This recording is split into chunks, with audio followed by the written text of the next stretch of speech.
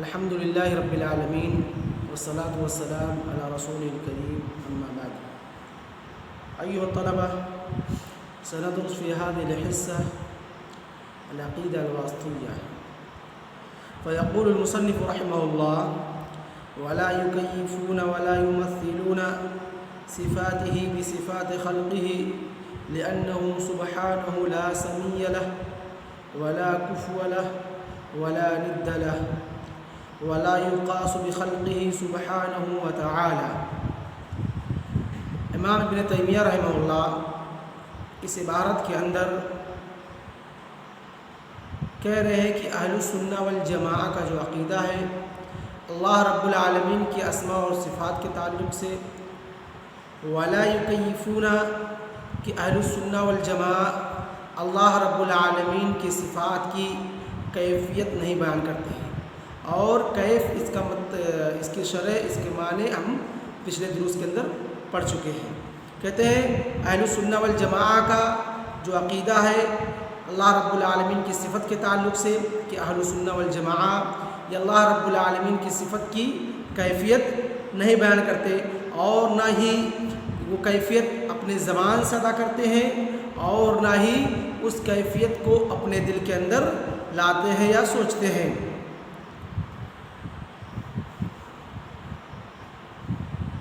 اور جیسا کہ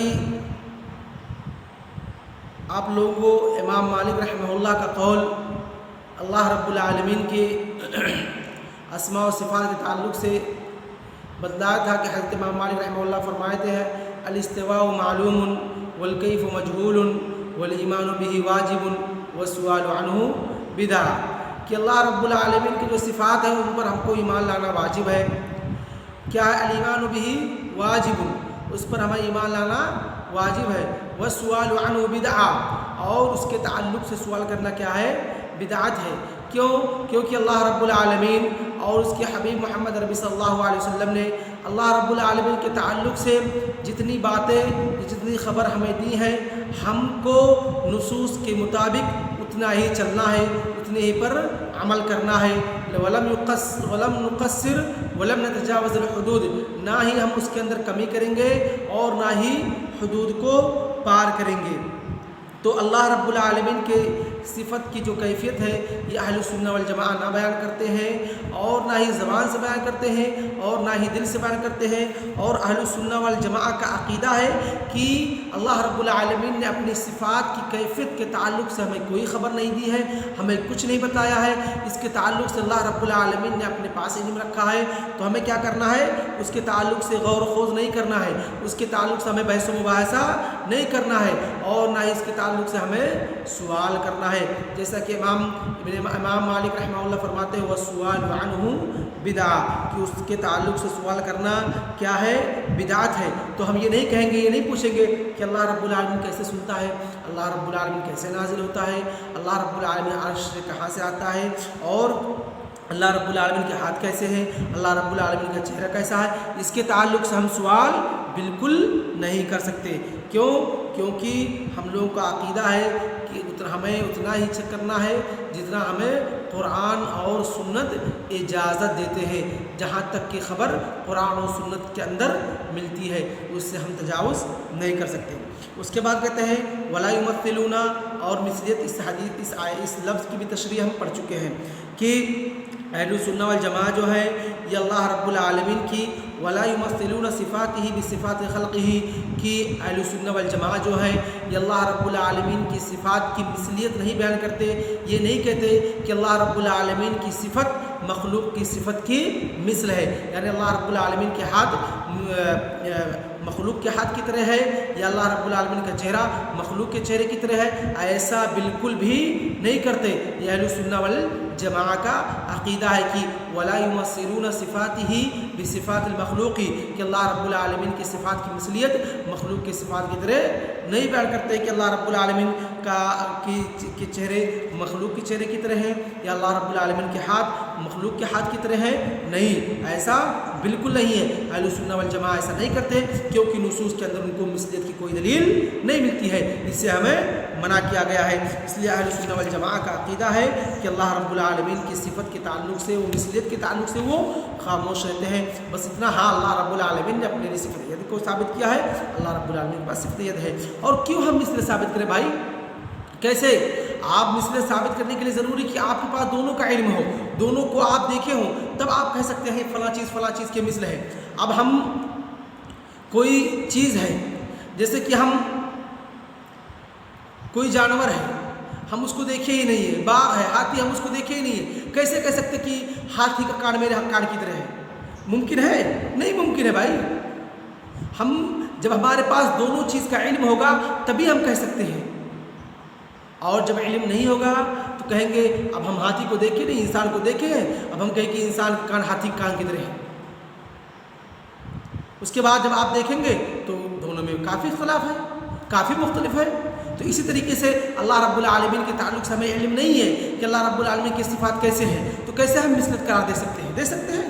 نہیں۔ اگر آپ کامن سینس استعمال کرتے ہیں، آپ اپنے عقل سے سوچتے ہیں، تو بھی آپ کی عقل آپ کو اس بات کی اجازت نہیں دیتی ہے کہ آپ کسی چیز کو مثلیت، کسی چیز کے مثل قرار دیں اور آپ اس چیز کو دیکھیے ہی نہ۔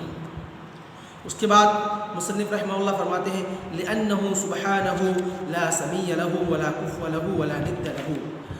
کہتے ہیں کیونکہ اللہ رب العالمین کی ذات جو ہے، یہ سبحان کیا ہے؟ یہ اسم مصدر ہے۔ سبحان کیا ہے؟ یہ اسم مصدر ہے فعل سبح کا، اور اس کے جو اصل مصدر آتا ہے وہ تسبیح آتا ہے۔ اور اسم مصدر کیسے بن گیا؟ اسم مصدر کہتے کسے ہیں؟ کہتے ہیں کل ما دل علی معنی المصدر وليس بلفظه، کہ ہر وہ چیز جو مصدر کے معنی پہ دلالت کرے اور اس کے لفظ سے نہ ہو تو اس کو کیا کہتے ہیں؟ یقال له اسم مصدر، اسم مصدر، اس کو کیا کہتے ہیں؟ اسم مصدر کہتے ہیں۔ تو اسی طریقے سے یہ سبحان جو ہے، اس کے اصل مصدر تسبیح آتی ہے، یہ اس کے اس سے نہیں ہے، مصدر پہ نہیں ہے، تو اس کو ہم کیا کہیں گے؟ یہ اسم مصدر ہے۔ یہ کیا ہے؟ اسم مصدر ہے۔ اور سبح یسبح کے معنی لوگ کیا ہوتے ہیں؟ نزہا کے و تقدسہ کے کیا ہوتے ہیں؟ کسی چیز کو منزہ مبرہ کرنا، پاک کرنا۔ لِأَنَّهُ سُبْحَانَهُ، تو کیا ہے؟ اللہ رب العالمین کی ذات منزہ اور مبرہ ہے، پاک ہے۔ کیا ہے؟ پاک ہے۔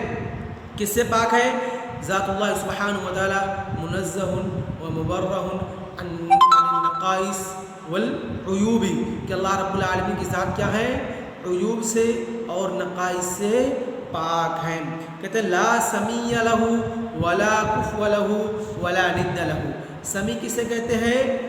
مثل کے کہتے ہیں۔ سمی کے معنی کیا ہے لغت کے اندر؟ مماثل کے ہیں، کہ اللہ رب العالمین کا کوئی مماثل نہیں ہے۔ جیسا کہ اللہ رب العالمین نے سورہ مریم کے اندر ارشاد فرمایا رب السماوات والارض وما بینہما فاعبدہ واصطبر لعبادتہ هل تعلم له سمیا۔ تو یہاں پر حل یہ استفہام ہے، لیکن یہ استفہام کیا ہے؟ انکار کے معنی میں ہے۔ اس کو کیا کہیں گے؟ استفہام انکاری ہے، استفہام انکاری ہے۔ اور جہاں کہیں بھی استفہام انکار کے معنی میں آتا ہے وہ کیا ہوتا ہے؟ اپنے اندر تحدی اور چیلنج کے معنی کو پریوئی ہوئی ہوتا ہے۔ اپنے اندر کس معنی کو لیے ہوئی ہوتا ہے؟ چیلنج کے معنی میں لیے ہوئی ہوتا ہے۔ تو یہاں پر جو استفہام ہے یہ انکار کے معنی میں ہے، گویا کہ یہاں ایک چیلنجنگ معنی لیے ہوئی ہے۔ اللہ رب العالمین چیلنج کر رہا ہے هل تعلم له سمیا، کہ کیا لوگ تم اللہ رب العالمین کے لیے کوئی مماثل جانتے ہو؟ یعنی اللہ رب العالمین کے لیے کوئی مماثل نہیں ہے، اللہ رب العالمین کے لیے کوئی مماثل نہیں ہے۔ تو یہاں هل تعلم له سمیا، تو یہاں پر اللہ رب العالمین نے جو استفہام انکاری کیا، استفہام انکاری ہے۔ اور جب بھی استفہام انکاری کے معنی میں آتا ہے اپنے اندر کون سا معنی لیے ہوتا ہے؟ چیلنجنگ کا، چیلنج کرنے کا، تحدی کا معنی لیے ہوئے ہوتا ہے۔ تو یعنی اللہ رب العالمین کا کوئی مماثل نہیں ہے، اللہ رب العالمین کا کوئی مماثل نہیں ہے۔ سمی کے لغوی معنی کیا ہے؟ مماثل کے ہیں۔ تو مصنف رحمہ اللہ بتلانا چاہتے ہیں لا سمی لہ، کہ اللہ رب العالمین کا ہی لا مماثل لہ، کہ اللہ رب العالمین کا کوئی مماثل نہیں ہے، اللہ رب العالمین کا کوئی مماثل نہیں ہے۔ اس کے بعد مصنف رحمہ اللہ فرماتے ہیں ولا کفو لہ، वला कुफ़वला, और अल्लाह रब्बुल आलमीन इस बात की अपने लिए शरीक की, हमसाये की नफ़ी करते हुए अल्लाह रब्बुल आलमीन सूरह इखलास के अंदर इरशाद फरमाता है वलम यकुल लहू कुफ़ुवन अहद, कि अल्लाह रब्बुल आलमीन का कोई शरीक, अल्लाह रब्बुल आलमीन का कोई साथी नहीं है।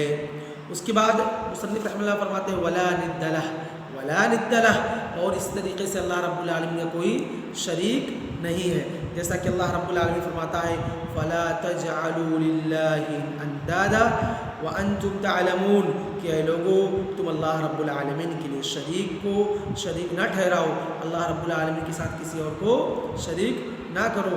व अंतुम तअलमून, और तुम लोग इस बात को बखूबी जानते हो कि अल्लाह रब्बुल आलमीन अकेला है, अल्लाह रब्बुल आलमीन की ज़ात वाहिदा है, उसका कोई शरीक नहीं है, ना तो उसका कोई मुमासिल है, ना उसका कोई शरीक है, ना उसका कोई हमसाया है।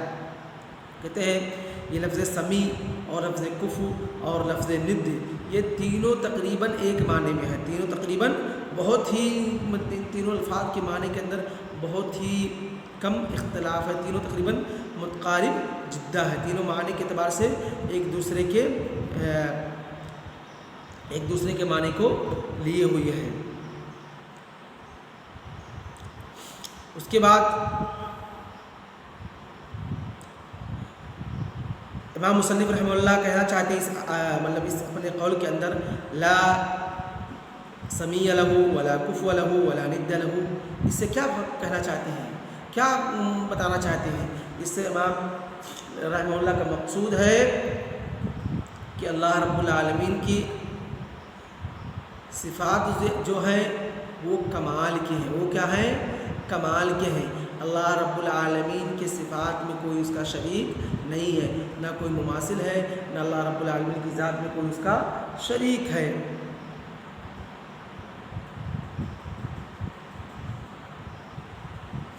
और जब अल्लाह रब्बुल आलमीन हर चीज़ में कमाल को पहुँचे हुए अपनी सिफ़ात के अंदर, तो बदरजा औला कोई उसका शरीक नहीं है, उसका कोई शरीक नहीं है।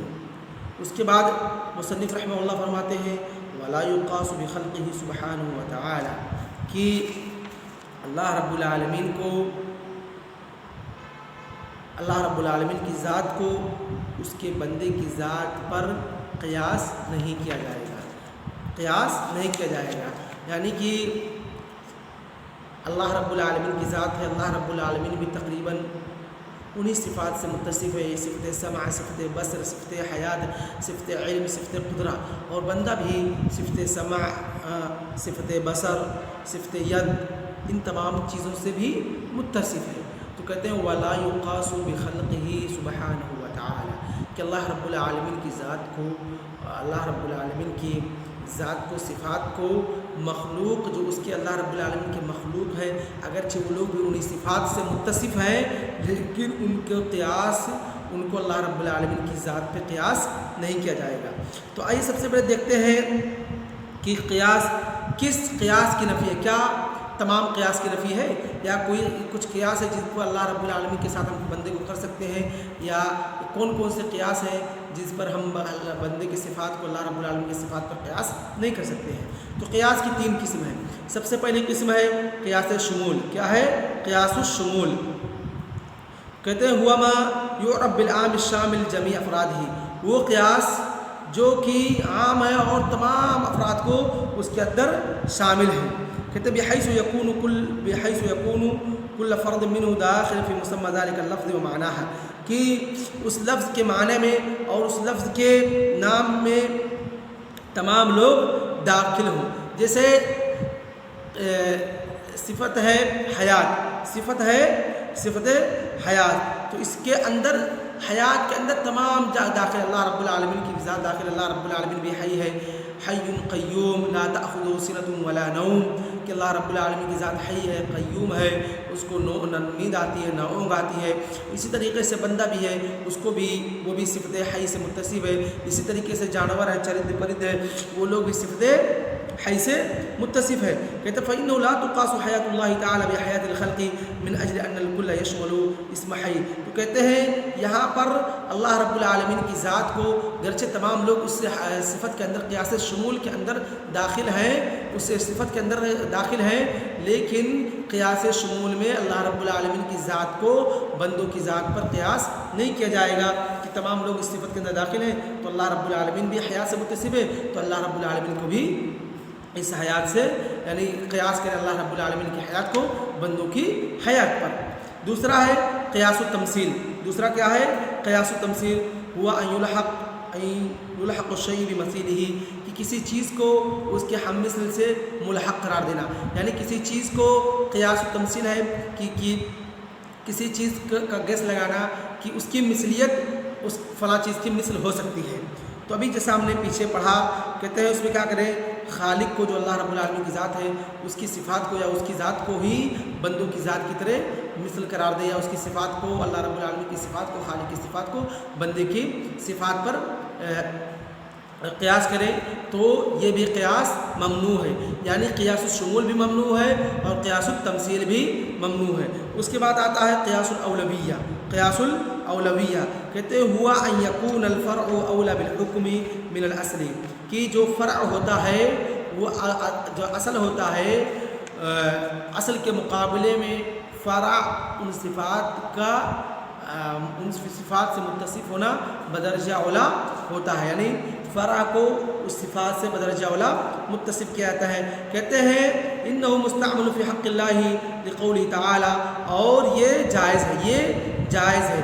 اس کو اللہ رب العالمین کے لیے استعمال کیا گیا ہے، جیسا کہ اللہ رب العالمین نے کہا وَلِلَّهِ الْمَثَلُ الْأَعْلَىٰ، کہ جتنی صفات ہیں ان صفات میں سے اللہ رب العالمین کے لیے کون سی صفات ہیں؟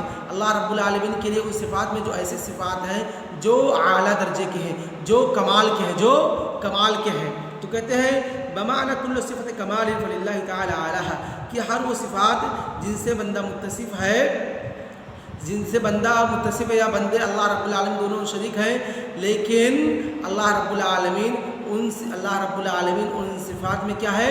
کمال درجے تک پہنچا ہوا ہے. جیسے صفت سمع ہے، صفت بصر ہے، صفت علم ہے، صفت قدرہ ہے، صفت حیات ہے. تو قیاس اولویہ میں ہم یہ کہیں گے کہ اگرچہ بندہ ان صفات سے متصف ہے، لیکن اللہ جو خالق ہے وہ بدرجہ اولا ان صفات سے متصف ہوگا، اور وہ ان صفات میں کیا ہوگا؟ صفت کمال سے متصف ہو، کیا ہوگا؟ وہ ان صفات میں کمال کو پہنچا ہوا ہوگا. تو یہ تھی چند چیزیں جو کہ آج کے درس سے تعلق رکھتی تھی، اور آج کا درس بس اتنا ہی. وصلی اللہ علی نبینا محمد وعلی آلہ وصحبہ اجمعین. السلام علیکم ورحمۃ اللہ وبرکاتہ.